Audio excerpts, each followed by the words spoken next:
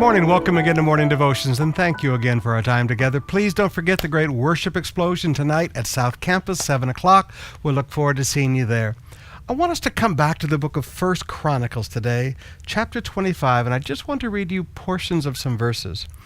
We'll start in verse 1. David, together with the commanders of the army, set apart some of the sons of Asaph, Heman and Jeduthun, for the ministry of prophesying, accompanied by harps, lyres, and cymbals. Now down to verse 2, who prophesied under the king's supervision. Verse 3, who prophesied with using the harp in thanking and praising God. And one other thing I want you to see is in verse 7, along with their relatives trained and skilled in music for the Lord, they number 288, young and old alike. Now, there's a few things I want you to see there about ministry of worship in God's house. Ministry of worship. Music is what brings up the spirit of prophecy. I've taught you this before.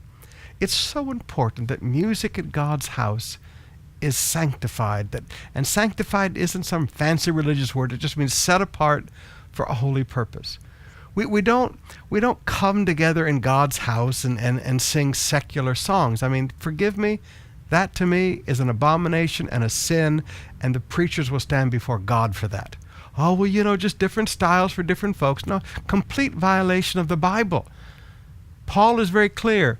When we come together, we sing psalms and hymns and spiritual songs, not secular songs.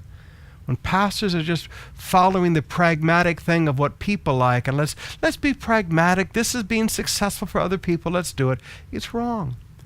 David understood the purpose of music in the house of God was to bring out the spirit of prophecy and for God to move and for God to speak to his people.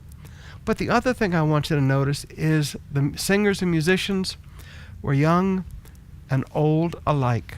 There's this new thing in the church where they think that as people get a little older, in fact, one church says nobody above the age of 28 is allowed on the platform except the pastor. Now, please forgive me. This is wrong. Church is not about looking like a rock concert. Church is about looking like family. We need young and old alike.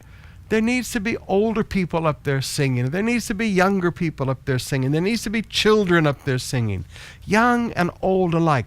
This is the way David, the great worshiper of God, set up worship in the temple.